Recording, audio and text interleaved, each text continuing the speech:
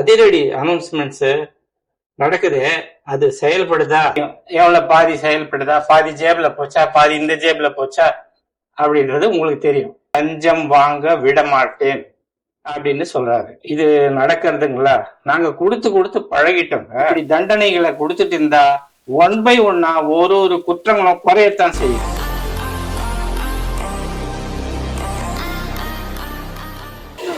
எல்லாருக்கும் வணக்கம். நாம இன்னைக்கு பார்க்க போறது அதிரடி சரவெடி. யாருடைய அதிரடி, யாருடைய சரவெடி என்ன தெரியுமா? அதுதான் CM Vijay. CM Vijay sir தினசரி ஒரு அனௌன்ஸ்மெண்ட் பண்ணிக்கிட்டே இருக்காரு. அதிரடி, அது கூட ஒண்ணு இல்லை, அதிரடி அனௌன்ஸ்மெண்ட்ஸ். அந்த அதிரடி அனௌன்ஸ்மெண்ட்ஸ் நடக்குது, அது செயல்படுதா அப்படின்னு நிறைய பேர் கேட்கறாங்க. என்ன, அது மொத்தம் செயல்பட்டுட்டே தான் இருக்கு. இன்றைக்கு வரைக்கும் அவர் சொல்றதை தான் செய்யறாரு, செய்யறதை தான் சொல்றாரு. வேணா நீங்க பாருங்க என்னென்ன அதிரடி உத்தரவுகள் அவர் இதற்கும் பிறப்பிச்சிருக்காரு, எது எது நடந்து இருக்குன்றத நான் உங்களுக்கு இந்த வீடியோல ப்ரூஃபோட சொல்றேன். ஓகேயா? தினசரி பல திட்டங்களை அறிவிச்சுட்டே இருக்காரு. நாம நினைக்கிறோம் திட்டங்களை அறிவிக்கிறாரு, ஏன்னா திமுக டைம்லயும் நிறைய திட்டங்கள் அறிவிச்சுட்டே இருப்பாங்க, கோடியா. அந்த திட்டங்கள் செயல்படுதா இல்லையான்னு உங்களுக்கே தெரியும். எவ்வளவு பாதி செயல்படுதா, பாதி ஜேப்ல போச்சா, பாதி இந்த ஜேப்ல போச்சா அப்படின்றது உங்களுக்கு தெரியும். ஆனா இப்போ இவர் சொல்றது என்னன்னா, லஞ்சம் வாங்க விட மாட்டேன் அப்படின்னு சொல்றாரு. இது நடக்கிறதுங்களா? நாங்க கொடுத்து கொடுத்து பழகிட்டோங்க, அவங்களும் கேட்டு கேட்டு வாங்குறாங்க. இப்ப நீங்க புதுசா திடீர்னு வந்து லஞ்சம் கொடுக்க மாட்டேன் அப்படின்னா இத வந்துட்டு மக்களும் ஏத்துக்கணும் இல்லையா? ஏன்னா பழகி போச்சு. இந்த 50-55 நாட்கள்ல அங்க செஞ்ச சில விஷயங்கள்லாம் சட்டசபையிலே எடுத்து சொன்னேன். பட் இங்க ஒரு சில விஷயங்கள் சொல்லணும்னு நினைக்கிறேன். இந்த மின்சாரத்துறையில இதுக்கு முன்னாடி போட முடியாம இருந்த அந்த பதவி உயர்வை இப்பதான் எங்களால போட முடிஞ்சது. அதுக்காக ஒரு அக்கா அழுதுகிட்டே ஒரு நன்றி சொன்னாங்களே, அதெல்லாம் உங்க கண்ணில் படாது அந்த வீடியோலாம், குறை சொல்றவங்களுக்கு. அடுத்து லஞ்சம்லாம் ஒழிக்க முடியாது, ஊழல்லாம் ஒழிக்க முடியாது, அதெல்லாம் பிளட்டிலேயே ஊறி போய் இருக்கு அப்படின்னு சொன்னவங்க போய் ஒவ்வொரு கவர்மெண்ட் ஆபீஸா பாருங்க, ஒரு பைசா லஞ்சம் இல்ல, ஒரு பைசா ஊழல் இல்ல, வேலையெல்லாம் சும்மா டக்கு டக்கு டக்கு நடக்குது. ஒரு பெரியவர் ஒருத்தர் சொல்றாரு, தம்பி வேலையெல்லாம் நடக்குது, ஆனா அதையும் தாண்டி எங்களுக்கு மரியாதை கொடுக்கறாங்க தம்பி, உட்கார வச்சுலாம் பேசுறாங்க.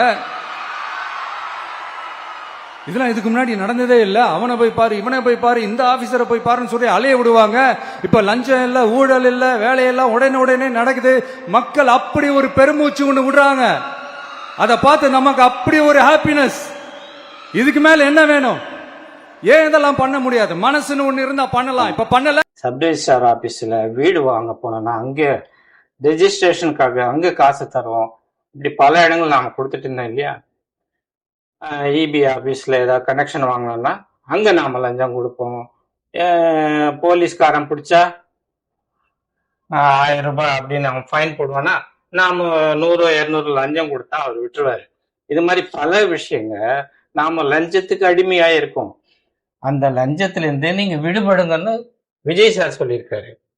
இப்போ லஞ்சம் வாங்கக்கூடாதுன்னு அவர் தைரியமா சொல்றாரு. லஞ்சம் வாங்குறவங்கள நீங்க பிடிச்சு கொடுத்தா 1 லட்சம் ரூபாய் இனாம் தர்றேன் அப்படின்றாரு. இது உண்மைதானா அப்படின்னு நமக்கு தோணுது. நிறைய ஆபீஸுங்கள்ல இப்போ லஞ்சம் வாங்குறவங்கள பிடிக்கிறாங்க, அவங்கள தண்டிக்கவும் செய்யறாங்க. It's a very good step Vijay sir, I hats up to you. அடுத்தது என்னென்ன திட்டங்கள் அவரு இப்போ அறிவிச்சிருக்காருன்றதை நான் உங்களுக்கு சொல்றேன். நம்ம தமிழ்நாடு ஸ்டேட்ல சட்ட ஒழுங்கு டிஜிபியை இது வரைக்கும் நியமிக்கப்படலை அப்படின்னு சொல்லிட்டு இருக்காரு. ஏன்னா திமுக ஆட்சியில சட்ட ஒழுங்கு இருக்கக்கூடாதுன்றதுனால அந்த டிஜிபி நியமிக்கப்படலை. இப்போ அவரு விஜய் வந்த உடனே டிஜிபியை நியமிச்சிருக்காரு. என்ன, சட்ட ஒழுங்கு சரியா இருக்கணும்ன்றது இவருடைய கொள்கை. அது மட்டும் இல்லாம முக்கியமான பெண்கள் எப்போ தினசரி பேப்பர்ல எடுத்தா பெண்கள் கெடுக்கப்படுறாங்க, பெண்கள் தண்டிக்கப்படுறாங்க, பெண்கள் தொல்லை கொடுக்குறாங்க, இப்படின்ற செய்திகள் டெய்லி வந்துட்டே இருக்கு. இதெல்லாம் தடுக்கணும்ட்டு சிங்கப்பெண் படைன்னு ஒண்ணு ஆரம்பிச்சிருக்காரு. இந்த சிங்கப்பெண் படையில தினசரி நான் எங்கெங்க பெண்களுக்கு பிரச்சனைகள் ஏற்படுதோ அங்க எல்லாம் அந்த சிங்கப்பெண் படை போய் அந்த பிரச்சனைகளை தீர்த்து இருக்கு. இந்த இந்த படை ஆரம்பிச்சு இதுவரைக்கும் 370 கேஸுங்க தீர்க்கப்பட்டிருக்கு.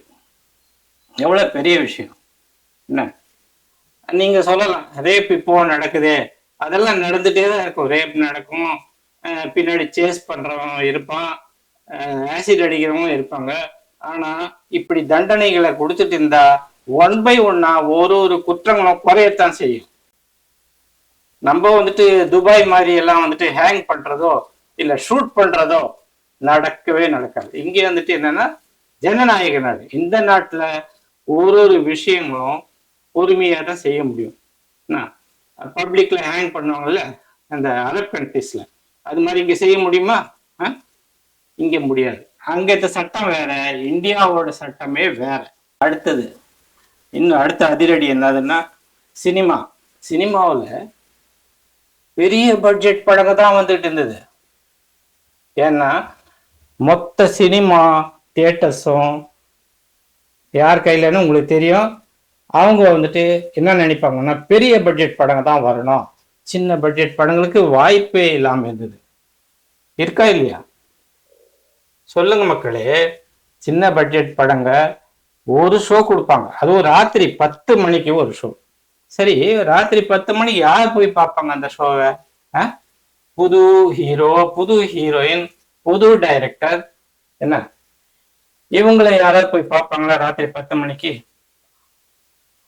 பார்க்க மாட்டாங்க. இதனால ப்ரொடியூசர் நொடிஞ்சு போறாரு, கதாநாயகன் நொடிஞ்சு போறா போல, டைரக்டர் நொடிஞ்சு போறாங்க. இப்போ அதெல்லாம் தடுக்கப்படணும்ட்டு விஜய் என்ன செய்திருக்காருன்னா சின்ன படங்களை கூட ரிலீஸ் பண்ண சொல்லியிருக்காரு. அது மட்டும் இல்லாம 4 ஷோ இடத்துல 5 ஷோ ஓட்டுங்க, பணத்தை சம்பாதிங்க, இன்னும் படத்தையே எடுங்க அப்படின்னு சொல்லியிருக்காரு. எவ்வளவு நல்ல விஷயம். ஏன்னா கஷ்டப்பட்டு படம் எடுக்கிறவன் ப்ரொடியூசர், அவன் சம்பாதிச்சாதான் அடுத்த படம் எடுப்பான். அவன் பிச்சைக்காரன் ஆயிட்டான்னா அடுத்த படம் எப்படி எடுப்பான் சொல்லுங்க? ஸோ இதுவும் அருமையான அதிரடி சரவெடியான திட்டம். முக்கியமான விஷயம் நான் உங்களுக்கு சொல்லணும்னு விரும்புறேன். என்னதுன்னா, நான் போன வாரம் நேபாளத்துக்கு டூர் போயிருந்தேன். அங்க இருக்கிற கோயில்களை பார்க்கறதுக்கு போயிருந்தேன்.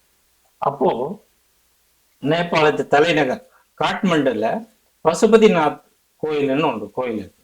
அந்த சிவன் கோயிலை பார்க்கறதுக்கு போயிருந்தேன். கார் டிரைவர், நேபாளத்து கார் டிரைவர் என்ன கேட்கிறாருன்னா, நீங்க எங்கிருந்து வந்தீங்க? இந்தியாவா அப்படின்னா. ஆமாப்பா, இந்தியால சவுத் இந்தியா நானு அப்படின்னு. ஓ, சவுத் இந்தியா, தளபதி விஜய் அப்படின்னு என்கிட்ட கேட்டான். ஆமாப்பா, தளபதி விஜய் அவர் தான் அப்படின்னு. ஓ, நான் அவருடைய பெரிய ரசிகன், அவர் சிஎம் ஆனது எனக்கு ரொம்ப சந்தோஷம் அப்படின்னு எங்கேயோ நேபாளத்துல இருக்கிற கார் டிரைவர் சொல்றாரு. புரியுதுங்களா? அப்போ சிஎம் விஜயோட புகழ் எந்த அளவுக்கு பரவி இருக்கு, இந்தியாவில் மட்டும் இல்ல பல நாடுகள்ல பரவி இருக்கு. விஜய் சார் ஏசி பஸ்களை வாங்கணும்னு சொல்லியிருக்காரு. இந்த ஏசி பஸ்கள் வந்துட்டு எல்லாமே மக்கள் பயன்பாட்டுக்கு வரணும், ஏழைகளும் ஏசி பஸ்ல ஏறணும் அப்படின்னு அவர் விரும்புறாரு. ரொம்ப நல்ல விஷயம்தான் விஜய் சார். அது மட்டும் இல்லாம ஏசி பஸ்ல கேமரா பொருத்த முடியும். நாம ஏதாவது சில்மிஷம் பண்ணோம்னா அதெல்லாம் அங்க ரெக்கார்ட் ஆகுமா இல்லையா? அப்போ அது போலீஸ்க்கும் ஒரு அத்தாட்சி கிடைக்கும். இப்போ இருக்கிற பஸ்ல வந்து சிசிடிவி பொருத்தப்பட்டில்லை. ஆனா ஏசி பஸ்ல சிசிடிவி பொருத்த முடியும். பெண்கள் வந்துட்டு பாதுகாப்பா இருப்பாங்கன்ட்டு அவர் நினைக்கிறதால இந்த திட்டத்தை அறிவிச்சிருக்காரு. ரொம்ப நல்ல விஷயம். அடுத்ததா முக்கியமானது லேட்டஸ்டான நியூஸ் என்னன்னா, அவர் கரூருக்கு போனது. கரூருக்கு போறதுக்கு பலர் அவரை தடுக்கிறாங்க. கரூர் போகக்கூடாது, கரூர் போனா பிரச்சனை ஏற்படும். ஏன் சாட்சியங்களை கலைச்சிடுவாரு அப்படின்னு சொல்றாங்க. அவர் எதுக்கு சாட்சியங்களை கலைக்க போறாரு? இன்னொன்னு, அவரை நீங்க தடுக்கிறதுக்கு யாரு? ஃபர்ஸ்ட் போலீஸ்ல கம்ப்ளைண்ட் பண்றாங்க, கோர்ட்ல போய் கம்ப்ளைண்ட் பண்றாங்க, தடுக்கணும்னு நினைக்கிறாங்க. ஆனா இதெல்லாம் மீறி விஜய் அவர்கள் கரூருக்கு போய் மக்களை சந்திச்சிருக்காரு. பெரிய கூட்டம் நடைபெற்றிருக்கு. இந்த கூட்டத்துல அவர் அதிரடியா பல விஷயங்களை நேருக்கு நேரா சொல்லியிருக்காரு. இதுல ஒரு ஹைலைட் காமெடி என்னன்னா, சட்டசபையில் பேசும்போது பார்ட்டி ஃபண்டுன்னு தான் சொன்னேன். அது எந்த பார்ட்டி, என்ன ஃபண்டு, யாரு, என்ன பேரு, எதுவுமே சொல்ல. பார்ட்டி ஃபண்டுன்னு சொன்னவனை எடுத்தாங்க பாருங்க ஒரு ஓட்டம். எனக்கே ஃபர்ஸ்ட் புரியல, ஏன்பா ஓடுறாங்க? அப்படி என்ன நம்ம இப்போ சொல்லிவிட்டோம்? அதான் அந்த குற்றம் உள்ள நெஞ்சுக்கு தான் குறுகுறையேங்கும். இது எப்படி இருக்கு தெரியுமா? எங்க அப்பா பீரோக்குள்ள இல்ல, எங்க அப்பா பீரோக்குள்ள இல்ல அப்படின்னு சொல்ற மாதிரி. ஐயோ, ஏன் கேக்குறீங்க? இவங்களோட செம்ம கூத்தா இருக்குங்க, செம்ம ஃபன்னா இருக்கு. ஆமாங்க, எங்களை நீங்க எப்படி தடுப்பீங்க? நீங்க இப்போ அரசுல யார் இருக்கான்? திமுகவா தாவேகாவா? இந்த சின்ன விஷயம் கூட உங்களுக்கு தெரியலையா? நீங்க தான் இருக்கிறதா நினைச்சிட்டு எங்களை தடுக்கணும்னு பாக்குறீங்களா அப்படின்ட்டு விஜய் சொல்லியிருக்காரு. அடிச்சார தடாலடியான பேச்சு இது. விஜய் சொன்னார், இங்க மன்னர் ஆட்சி நடக்கிறது கிடையாது, மக்கள் ஆட்சி நடக்குது அப்படின்னு சொல்லியிருக்காரு. கலைஞர் கருணாநிதி அவர்கள் சிஎம் ஆவாரு, அவருடைய புள்ள ஸ்டாலின் சிஎம் ஆவாரு, அவருடைய புள்ள உதயநிதி ஸ்டாலின் அசிஸ்டன்ட் சிஎம் ஆவாரு, அவரோட புள்ள இன்ப நிதியும் மந்திரி சபை அமைப்பாரு. இப்படி வந்துட்டு இவங்க நினைக்கிறாங்க, ஆசைப்படுறாங்க. ஏன்பா, தமிழ்நாடு என்ன உங்க குடும்ப சொத்தா? அதைத்தான் குறிப்பிட்டிருக்காரு நம்ம விஜய. இது மன்னர் ஆட்சி கிடையாது, மக்கள் ஆட்சின்னு சொல்லியிருக்காரு. சொன்னாரா? ஒரே சொல், ஒரு சொல்லு 100 சொல்லுக்கு சமம். இது புரிஞ்சுக்குங்கப்பா. நீங்க ஆட்சியில் இல்லைன்றத புரிஞ்சுக்கிட்டு அது தகுந்த மாதிரி இருங்க. சரி, கரூர்ல என்ன நடந்தது? கரூர்ல விஜய் என்ன சொல்லியிருக்காருன்னா, நீங்க லஞ்சம் கொடுக்காதீங்க, லஞ்சம் வாங்குறதும் தப்பு, லஞ்சம் கொடுக்கறதும் தப்பு. அதை யாராவது கேட்டா என்கிட்ட சொல்லுங்க, நான் உங்களுக்கு உதவி செய்யறேன், நான் அதை தட்டி கேட்கிறேன் அப்படின்னு சொன்னதோடு இல்லாம தன்னுடைய பர்சனல் நம்பர், வாட்ஸ்அப் நம்பர் எல்லாத்தையும் கொடுத்திருக்காரு. நீங்க அதுல கம்ப்ளைண்ட் பண்ணணும், உங்களுடைய பிரச்சனைகள் எல்லாம் தீர்த்து வைக்கப்படணும் அப்படின்னு சொல்லியிருக்காரு. உண்மையிலேயே hats off sir, Vijay sir, hats off. 41 பேர் கூட்ட நெரிசல்ல, கரூர் கூட்ட நெரிசல்ல இறந்து போனாங்க இல்லையா? அவர்கள 32 பேருக்கு வேலை வாய்ப்பு கொடுத்திருக்காரு. உண்மையிலேயே இது ரொம்ப அருமையான விஷயம். ஏன்னா ஒருத்தர் இறந்தாலும் அந்த குடும்பத்துல எவ்வளவு கஷ்டம் இருக்கும், அந்த கஷ்டத்தெல்லாம் போக்கியிருக்காரு. அவர் வேற சொல்றாரு, நான் ஒரு அண்ணனா, தம்பியா, சகோதரனா, பிள்ளையா அப்படியே உங்களுக்கு உதவிகரமா இருப்பேன் அப்படின்னு சொல்றாரு. உண்மையிலேயே அவருடைய வார்த்தை நிஜமா இருக்கட்டும், மக்களுக்கு துணை புரியவர்களாக இருக்கட்டும்.